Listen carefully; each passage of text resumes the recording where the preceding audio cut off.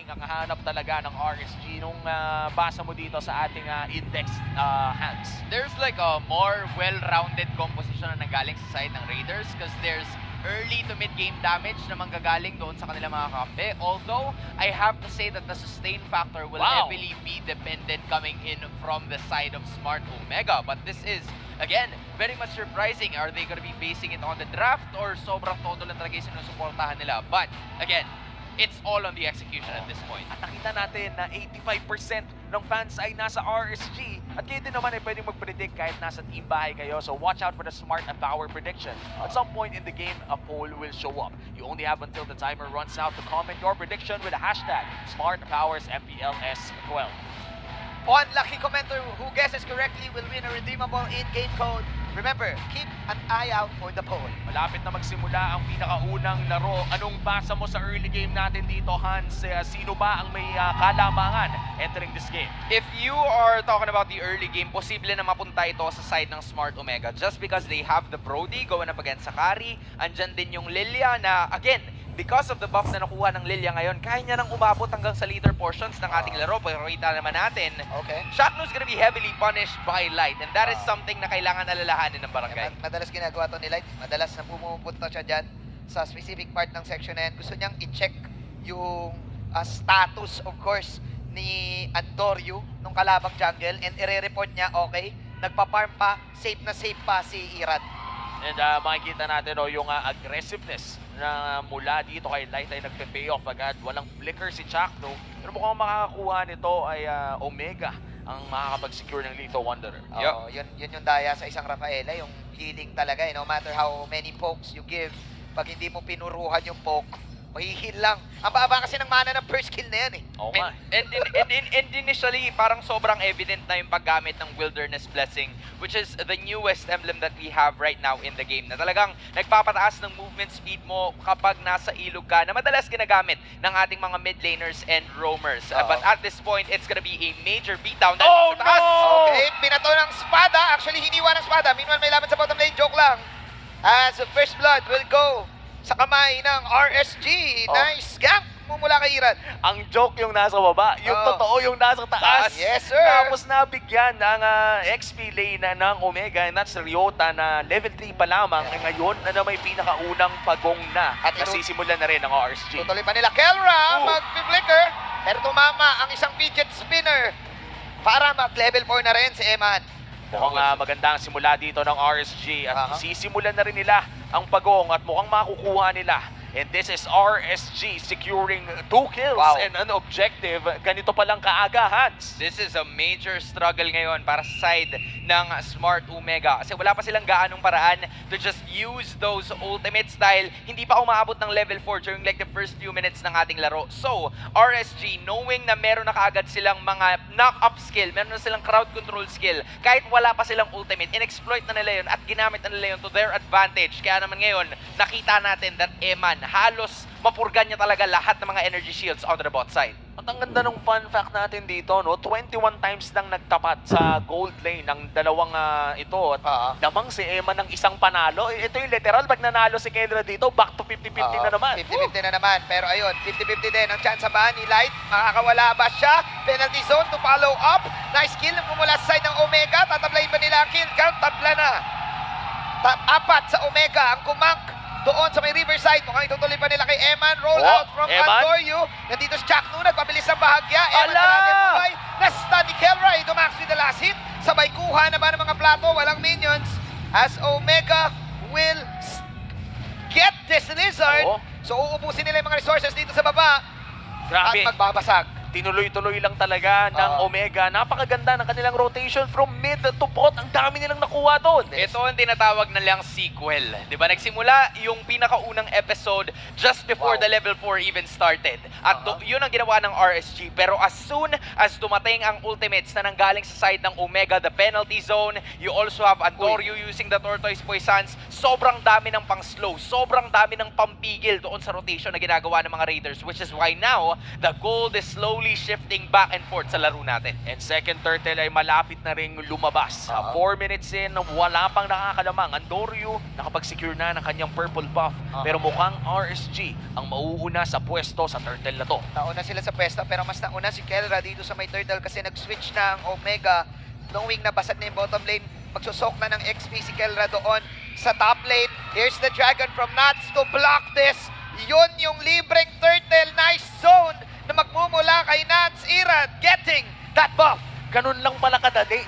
Black Dragon form, libreng objective. Oo. And Nats was very much willing to let go of that ultimate kasi alam niya na yun lang yung kailangan nilang gamitin just to sway away the backshot from getting close into the turtle. At maganda ang ginagawa na rotation dito ng side ng RSG. They're really prioritizing the objectives. Nakakuha sila ng pangalawang turtle at this moment. And just because of that, Eman already building up yung corrosion side. Meanwhile, nakita natin si Nats already using the Hunter Strike, so mas makati talaga yung damage na ibibigay niya even in the early portions of this game. At yumayaman na nga rin dito no, si Eman. Silang dalawa ni Kenra ang pinakamapera sa larong ito. At sa desk naman na ito, si Manjin ang pinakamaraming pera. Correct. O, akala nyo lang. Akala nyo lang. Pero agree na lang ako para kunyari mayaman. Ayun. Okay, Then guys. again, Manifest. Manifest.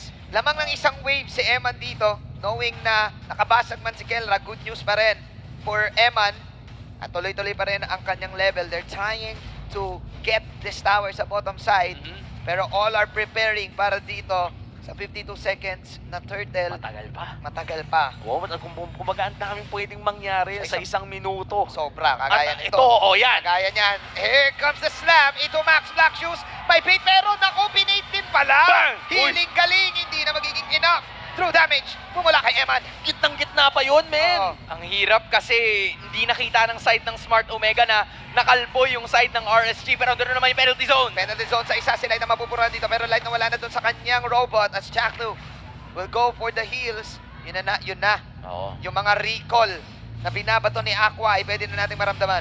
Medyo crucial yung nawalang flicker dito kay Ryota as the turtle spawns. Hindi niya magagawa yung penalty zone na may kasamang flicker para pogi. Para pogi. Ang hirap kasi yung Holy Healing would be very effective to at least zone them all down kasi mababawasan sila pero si Andoryu na naman ang nasasaktan dito. It seems like Irad's role in this matchup is maging frontliner. Oo. Tatapusin na lang ng ibang members ng RSG yung turtle and then lalapit na lang siya pagpatapos na. And at this moment, Max is really having a hard time kasi hindi ito yung Novaria na merong Wow. long range. Kailangan niya talagang lumapit as a Lilia to just use the glooms. And it's gonna be ineffective against a lineup na merong Irad, Light, Nuts na kayang makipagsabayan pag malapitan. Oo, brusko. Sobrang brusko talaga at ang hirap din gumalaw dahil yung mga brusko na yun ay may crowd control din. And at this point, 3 pagong na ang napunta sa mga Raiders. Napakagandang simula para sa RSG as they build their first 1K gold lead.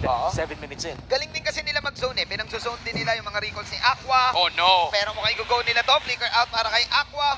Walang mana si Aqua dito. Ayan na yung Echo. Makikita nila yung vision na Light. hinahatid. Nag-heal lang muna si Chakto. Uy, Pero nahanap yun niya. na yung slam onward. Shatter. Pero walang mahuhuli si Light. Nice purify pumula kay Ito Max. Binabato pa rin yung mga glooms. It's still RSG on the lead.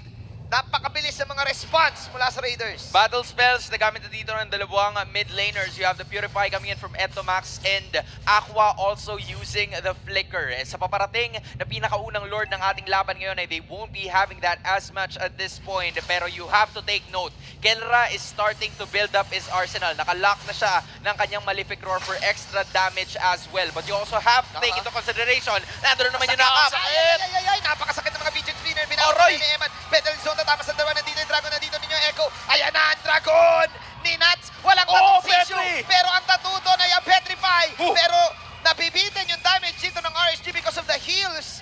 Dahil nakakawala si Jack Mamba. Jack Mamba with the save. Kelra is alive. Ang daming nangyari pero walang namatay, Hans. It was an incredible escape na nanggaling kay Andoryu using the Baksha Shield Unity. Legit na nag-U-turn siya. Oo. Nag-detour lang siya ng kaunti and nalipat yung atensyon ng side ng RSG to go for like the final 4.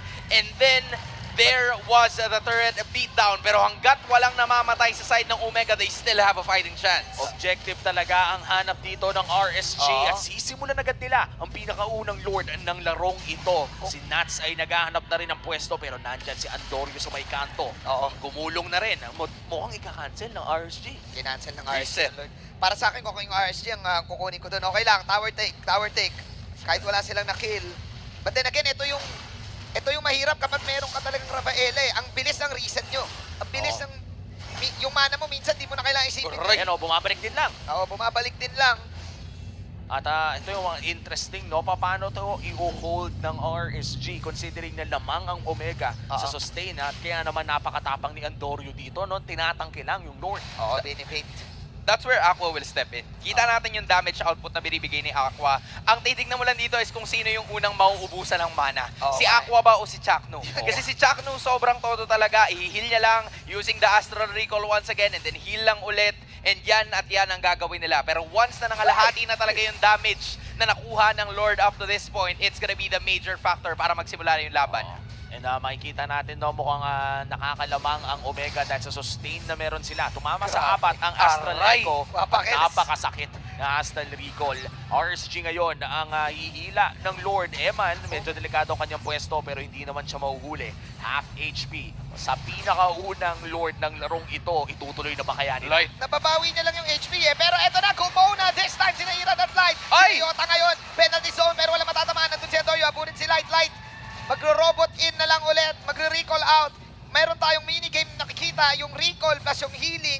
Binabalik lang ni Chuck Mamba yung mga binabato Oo. ni Aqua. Ito yung parang nagbalik na naman yung mga matagalang Lord Dance dahil sa healing galing meta. Oo. Ladies and gentlemen, wala na namang nangyayari. Pero mukhang ito, medyo may mangyayari na ng konti kasi nangalahati na yung Lord. Lord na lang daw ang buburuan. Sabi dito ng dalawang team. Eto na yung Black Dragon. Ay, nako, tumulong pa yung Lord. Dalawa na nakap dito. Nasa gitna. Sirat makakalasin ng Lord. At ngayon, yung free reigning hits ni Eman ang bumabanat sa side ng Naku, Omega. free hit But si then Eto, again, mas free hit din si Kelra doon para sa gilid.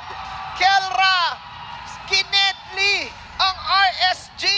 Kelra getting kills. 3 for none pero ang Lord ay napunta sa RSG. Ang masama nito ay mahihirapang gamitin ng Raiders ang Lord dahil 3 yung nawala sa kanila. Sobrang gandang initiation na ginawa ng side ng RSG. Although, ang hindi kasi nila nakita is si Kelra on the left and si Etomax on the right. As soon as magamit na talaga lahat ng RSG yung kanilang mga resources, umabot sa point na, okay, kill na to, kill Ra at some point. Oh, At yun yung ginawa nila doon, napa-atake at talagang napurga ang side ng RSG. Akala ko Eman time na yun eh. Kasi ang ganda ng pwesto ni Eman kung iisipin mo.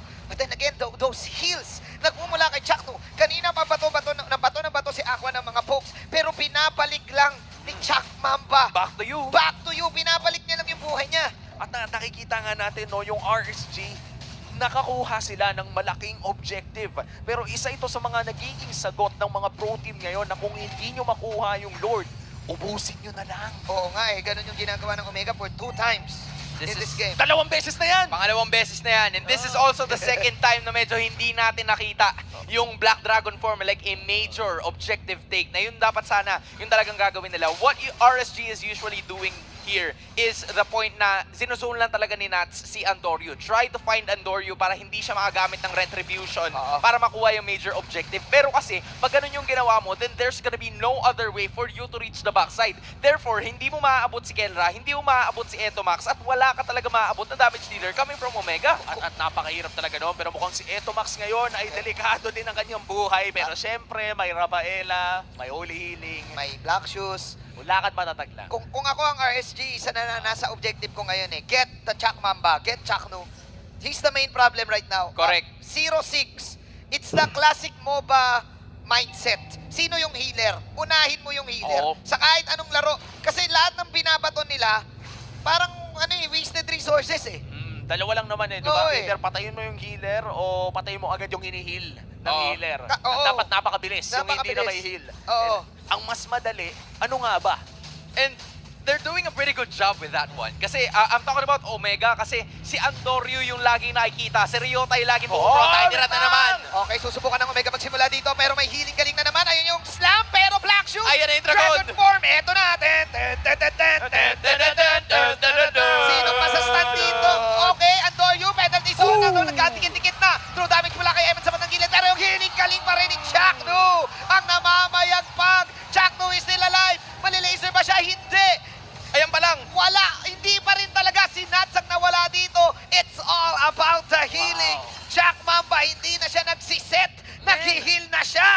na nga yun eh. Tapos yung Dragon pa yung napahamak. Biruin mo, ikaw na yung may boost music, pero ikaw pa yung napahamak. Partida. Para sa kalaban niya pala yung boost music. Ang ganda pa nga ng petrify niya dun eh. Oo. Ang hirap kasi nalatag nila lahat eh. Nalagay nila Oh! yung damage output pero doon naman yung penalty zone. Holy Baptism, nag-set up pa si Chakno. Kala mo naman talaga, Rafaela with a setup. Pero tingnan natin, si Irod ngayon yung binabanatan. Ako si First Irod. kill mula kay Kelra. At yun na yung ultimate. Ryota with the last hit. And that was Chak Mamba with the set. Anong hiling-hiling lang ako, Kuya Manjin. Kaya ko rin mag-set. Narinig ka nun, men. Partida, Oo. nakatago pa yung tenga niya, hindi ka niya naririnig. Oo Pero nga. naramdaman niya, sabi niya, teka lang, parang si Manjin may sinasabi na naman. Sayang yung flicker, Holy Baptism ko eh. Kayang-kaya naman pala eh. Parang hindi naman kasi pwede na Chakno tapos walang set yung hero. Kahit Oo, ano nga pang eh. gagamitin niya, dapat may set palagi. At ang nakikinabang doon ay walang iba kundi ang mga damage dealers ng side ng Omega kasi legit na backpack lang si Chakno na Oo, dinadala ni Andorio kahit saan niya gusto. And this is already something. Tutuloy pa rin nila, penalty zone onto Light. Light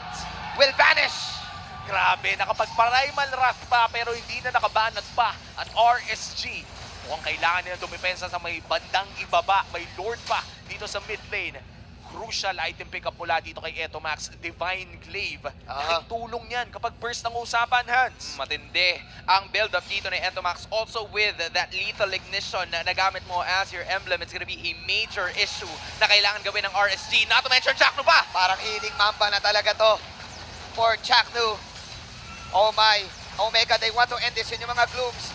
Ito Max spamming all of the minions. Lilipat dito ang Omega sa top lane. Nagbabato lang. Of course, si Adoryu for the poke. Top lane, tower is down. As Omega, mag-disengage na sila. Pero saglit lang yan dahil meron nga silang heal. Chaknu, 9 assists as of the moment. Total of 9 kills din ng Omega. So, Grabe. 100% kill participation for Oy! this guy. This time may setup sila.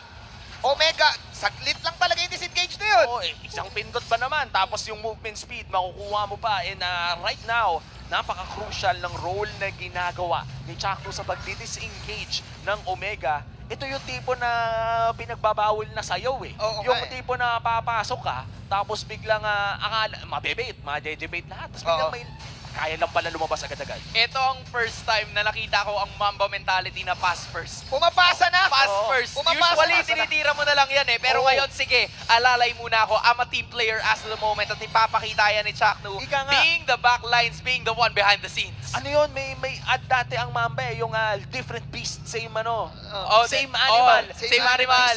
Oo, Chaknu with this Rafaela, ladies and gentlemen. Man, hindi, The wala. same animal but a different Oh, beast. different hero, same play. Namamasa na. Namamasa. Namamasa na. Namamasa Ito na. ang Mamba mentality version 2.0. Oo, pwede man. naman pala yun. Sabi niya, bira natin to makita. Ang tagal natin hindi nakita Chaknu. 9 assists.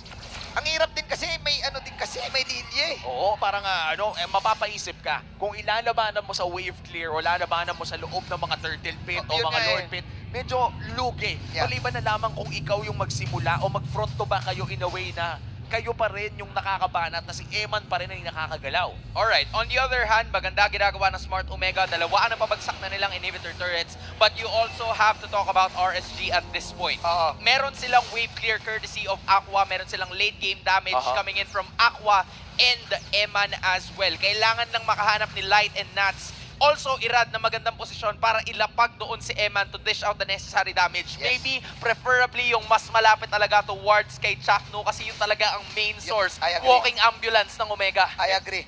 Kung kailangan nilang i-triple T Uy! yung Rafaela, go na eh. Oo nga eh. And Oo. ito napaka-importante ng Lord na ito para sa side ng Omega kasi ito na yung pwede kang magkamali. Yeah. Pag dito ka nagkamali, ang laking bagay nun. Oo. Wala sila nakita. Nag-announce na si Manang announcer eh, nakalagay Lord Enhanced. So enhanced na to. Oo, tama, hindi tama. sa'yo, hindi sa'yo. Oo, tama, Oo, tama. This time, 38k ang buhay ng Lord. Ang gaganda naman ng posisyon ng RSG, yung problem lang talaga yung sustain. Oo nga, yung sustain at yung poke damage din na nababato ng side ng Omega. Kahit mas mataas ang range na meron ng RSG, parang sila pa ata ang nazo-zone out around this Lord area. Sobrang tagal din ang initiation na ginagawa ni Etomax. Sobrang tapang niya to just go for the black shoes kasi alam niya Okay. meron pero doon naman. Yung thought na gagawin ni Andoryu, sorry, ni Irad pala yun. Pero yung mga Glooms pa rin. Ayun na ulit. Nangangalahati na ang buhay ni Light. Light, ayan na, yung slam. Pero binabanatan si Light dito. Mawala ba yung immortality na wala Sa na likod, po? sa likod! Pero nasa likod, sino yung babanat? Yun yung mga tira ni Kelra, killing spree. Si Eman! Nats, susubok dito, dalawa tatama ng Petrify. Pero yung healing pa rin ni Jack Mamba. Let's see, Jack Mamba trying to help his allies. But RSG will take down 2 for 2. Ang ganda ng pwesto ni Eman finally. Nakuha siya Wala ng si Kelra. better spot. But si Kelra ngayon Ay, nagmamatapang. ang sakit! Kelra, mega kill for Kelra. Nandun pa rin si Ito Max. Grabe naman yung mga Glooms nito. Grabe yung mga sago-sago. Binabanatan si Eman. And Eman is low. Eman has the immortality. Eman, mabubuhay ba siya dito? Isang hit na lang. Ay! Pero yung What an outplay! Nakakuha pa ng Wit of Nature! Capital WC win shot sa mukha. Akala ko medyo delix na pero napaganda pa. Eman, the man of the moment, saving RSG from a potential beatdown na Oh makukuha my. nila mula sa game number 1. Ang ganda na sana simula na ginawa ng Smart Omega. Nag-alay, nag-ala Dennis Rodman, si Ryota at saka si Andorio. Alam nila na medyo malalagay sila sa alanganin so they use themselves be the sponge ng offense na manggagaling sa side ng RSG. And then from there, it was up to Entomax and Kelra to finish the job. But again, clutch Eman, clutch man, making it happen, win chance sa mukha to defend and stay in the game. Kamunti ka na yon, yung huling tick ng Torn Apart Memory. Pero si Light naman ata ang bibigyan Oh, ngayon. ito! Buhay, pero buhay pa rin siya! Buhay pa rin sila dito. Nako, ayun na yung mga vintage spinner. Bumabanat na si Eman and Irad. Harap dito. Anong healing? May damage output na kami. 50 seconds down si Andorio. No retribution holder for Omega. As Laban na to. RSG Oh, will no. take this Lord. Paano kaya ito lalabanan ng Omega nang wala yung retry holder nila? 3-4 HP para sa Lord at si Eman ang bumabanat. 5 katao ang meron ng mga Raiders dito at babantayan nila ang Okay. Evolved Lord na to. All eyes on Eman. Ang gaganda ng mga pwesto niya kanina pa sa mga team fights. RSG will take the free Lord.